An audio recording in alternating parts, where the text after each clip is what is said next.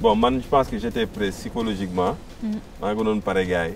tu vois et que maa leen gënoon concentré quoi. sama loxo déboîté wu na comme man dama ñëw pour jongante ak ay góor bu ma bàyyi mu sedd. 1 2 3.